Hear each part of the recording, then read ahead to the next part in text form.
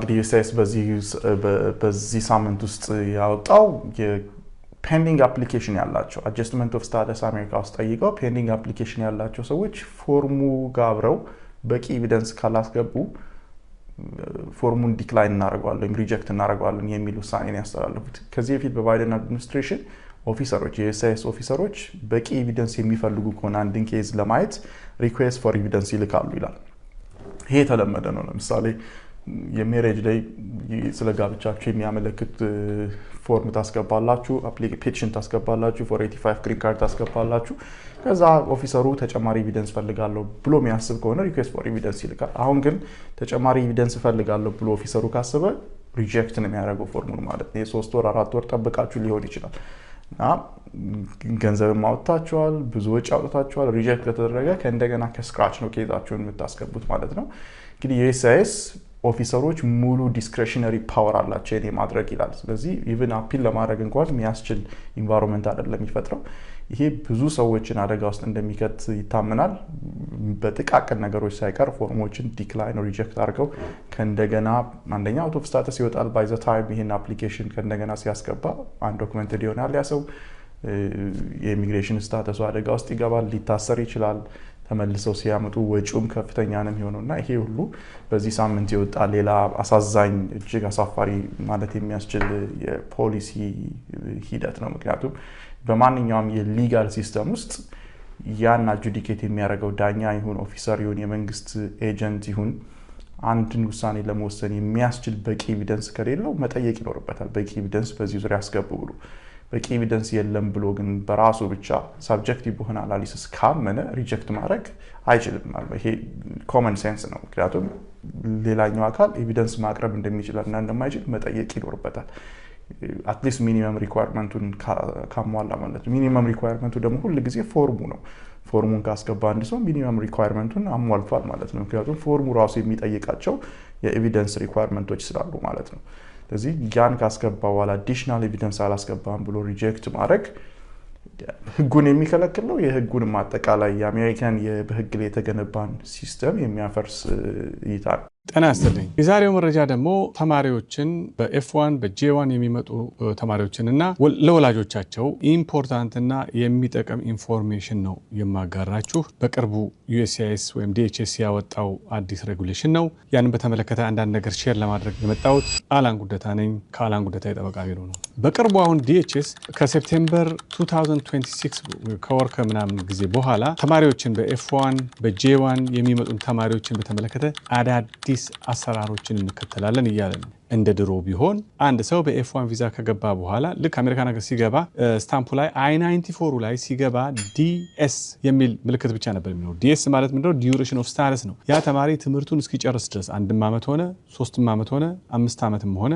ትምህርቱን እስኪጨርስ ድረስ አሜሪካን ሀገር ቫሊድ ሆኖ በሌጋል ስታተስ ይኖራል ማለት ነው። ይሄ እስከ ዛሬ ድረስ ሲሰራበት የነበረው እስከ ሴፕቴምበር 15 ድረስ የሚሰራበት አሰራር ይሄ ነው። ከሴፕቴምበር በኋላ ግን በሴፕቴምበር 2026 በኋላ ግን ዩኤስሲአይኤስ ምን እያለ ነው? አንደኛ በኤፍ1 ቪዛ የሚመጡ ተማሪዎች የሚመጡበትን ፕሮግራም ይታይና የ2 ዓመት ዲግሪ ወይም የ3 የ4 ዓመት ትምህርት ከሆነ ወይም ደግሞ የፒኤችዲም ከሆነ አይ94ቸው ላይ ያ ቀነ ገደብ ይቀመጥበታል ማለት ነው። አንድ ሰው ለ3 ዓመት ትምህርት ከሆነ የሚመጣው ለዛ ለ3 ዓመት ብቻ አሜሪካን ሀገር እንዲቆይ ተደርጎ ኢንስቴድ ኦፍ ዲኤስ ወይም ደግሞ ዲዩሬሽን ኦፍ ስታተስ የሚለው ነገር ይቀርና ለነዚህ ዓመታት ለአንድም ሆነ አንድ ሁለትም ከሆነ 2 3ም ከሆነ 3 ዓመት እንድትቆይ የሚል ብቻ ነው የሚገባበት። ማክሲመም የሚፈቅደው አዲሱ መመሪያ የሚለው ምንድነው? ለ4 ዓመት ብቻ ነው። ተማሪዎች የ4 ዓመት ትምህርት የሚማሩ ከሆነ አንዳንድ ጊዜ ትምህርት አንድ ሴሚስተር የሚጨምር አለ ወይም ደግሞ 1 ዓመት 2 ዓመት ልትጨምሩ ትችላላችሁ። የመመረቂያ ወረቀታቸውን ለማዘጋጀት አንዳንድ ኤክስትራ የሚፈልጉት ጊዜ ሊኖር ይችላል። ከ4 ዓመት በላይ ከሆነ ወይም ደግሞ 2 ዓመት ተሰጥቷችሁ ከ2 ዓመት በላይ ለመጨመር የምትፈልጉ ከሆነ እንደ ድሮው ከሆነ ትምህርት ቤቱ አይ20ያችሁን ሪኒው ያደርገዋል። አውቶማቲካሊ አሜሪካን ሀገር በቫሊድ ስታተስ ነው የምትኖሩ ማለት ነው። that's not going to happen anymore። አሁን ግን ኤክስቴንድ ማድረግ የምትፈልጉ ከሆነ የ2 ዓመት ፕሮግራም ነው የመጣው ብላችሁ ለአንድ ሴሚስተር ወይም ደግሞ ለአንድ ዓመት የምትቀጥሉ ከሆነ ትምህርት ቤት ብቻ ሳይሆን የምትሄዱት ወደ ዩኤስሲአይኤስ ኤክስቴንሽን መጠየቅ ሊኖርባችሁ ነው ማለት ነው። ጥሩ ማስረጃ ሊኖራችሁ ይገባል። ኤክስቴንድ የምታደርጉበት ምክንያት ገንዘብ መክፈል አለባችሁ፣ አሻራ መስጠት አለባችሁ።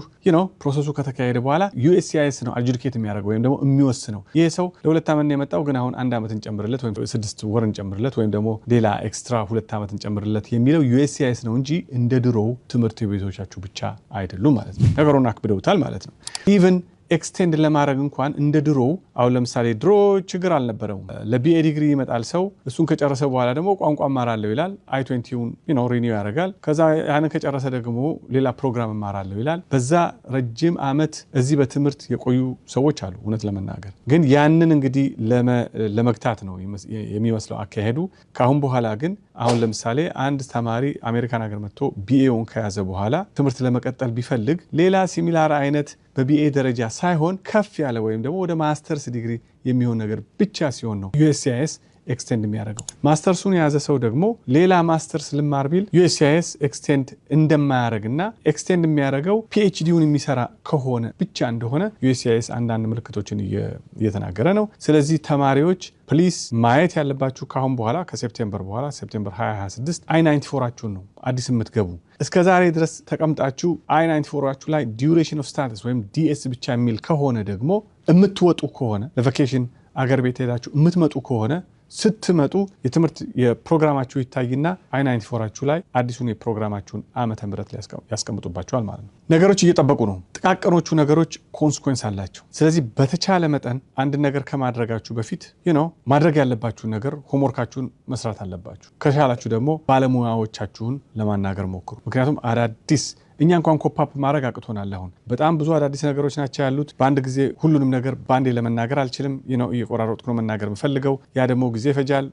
ነገሩ ደግሞ ኢትስ ሪሊ ኢምፖርታንት። አንዳንድ ጊዜ ዛሬውኑ ሰዎች ማወቅ ያለባቸው ኢንፎርሜሽኖች ናቸው። ስለዚህ በተቻለ መጠን ይሄን ነገር ሰው they may not keep track of every change that USCIS makes። በየጊዜው USCIS የሚያደርገውን የደንብ ለውጥ፣ የህግ ለውጥ እያንዳንዱ ሰው ሊከታተል አይችልም፣ ይከብዳል። ስለዚህ አንድ ነገር ከማድረጋችሁ በፊት በተቻለ መጠን ከማድረጋችሁ በፊት ባለሙያ ብታማከሩ ጥሩ ነው። ከማድረጋችሁ በፊት ነው። ታዲያ ካደረጋችሁ በኋላ ነገሮች ወሰብሰብ ካሉ በኋላ ባለሙያ ጋር ብትሄዱ መፍትሄ ለመስጠት እንኳን አንዳንድ ጊዜ ይከብደናል። ከመጀመሪያው ቢሆን ግን አትሊስት ስትራቴጃይዝ አድርጎ ነገሮችን መፍትሄ ለመስጠት ለኛም ቀለል ይላል። የሚጠቅም ማስረጃ ነው ብዬ ነው ሼር የማደርጋችሁ። መረጃ ሁሉ ጊዜ ለስኬት ቁልፍ ነው። አላን ጉደታ ነኝ ከአላን ጉደታ የጠበቃ ቢሮ።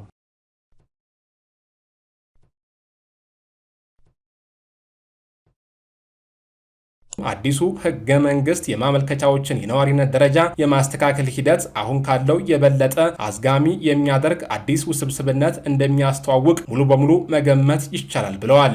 አንድ ጥንዶች ከዚህ በፊት ማመልከት ይችሉ ወይም ይገባቸዋል የሚለው ጉዳይ እንደ ህጋዊ የሆነ ደረጃ ያልተፈቀደ ስራ ወደ ሀገር መግባት ወይም ፓሮል፣ ማንኛቸውም የኢሚግሬሽን ጥሰቶችና አስፈላጊ የሆኑ ማስረጃዎች መገኘት ላይ የተመሰረተ ነው። ለአንዳንድ ህጋዊ ቋሚ ነዋሪዎች፣ የትዳር አጋሮች የነሐሴ ወር የቪዛ መግለጫ በግሪን ካርድ ማመልከቻዎች ወደፊት ለመራመድ እድልን ይፈጥራል። ይህ መስኮት ክፍት ሆኖ ይቀጥል አይቀጥል የሚለው በወደፊቱ የቪዛ መግለጫ እንቅስቃሴዎችና ከመስከረም 18 በኋላ USCIS የተሻሻለው የህዝብ ሸክም ማዕቀፍን እንዴት እንደሚተገብረው ላይ የተመሰረተ ሊሆን ይችላል።